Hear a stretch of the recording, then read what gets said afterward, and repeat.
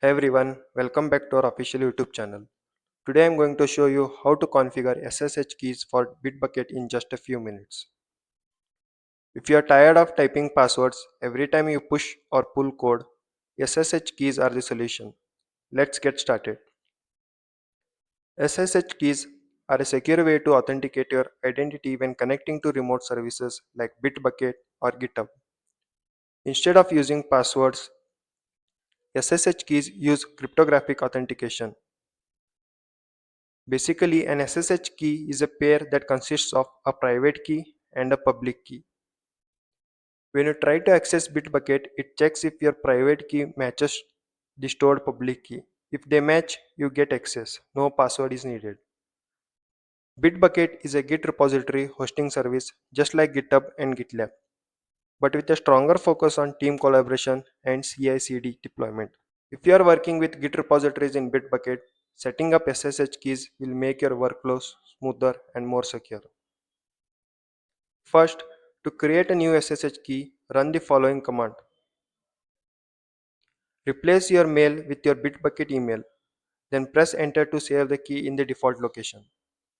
If prompted for a passphrase, you can set one or leave it blank. Next, we need to copy the SSH key so we can add it to Bitbucket. For that, use this command. Copy the entire output. It should start with SSH-RSA. Now, let's add it to Bitbucket. Open Bitbucket, go to Workspace Settings. Under SSH key, click on Add Key. Paste your SSH key in the given box, give it a name and hit Save. Finally, let's test the connection to Bitbucket. For that, run this command. If everything is set up correctly, you should see a message like authenticated via SSH. That means you are good to go. Now that our SSH key is set up, let's clone a repository to make sure everything works.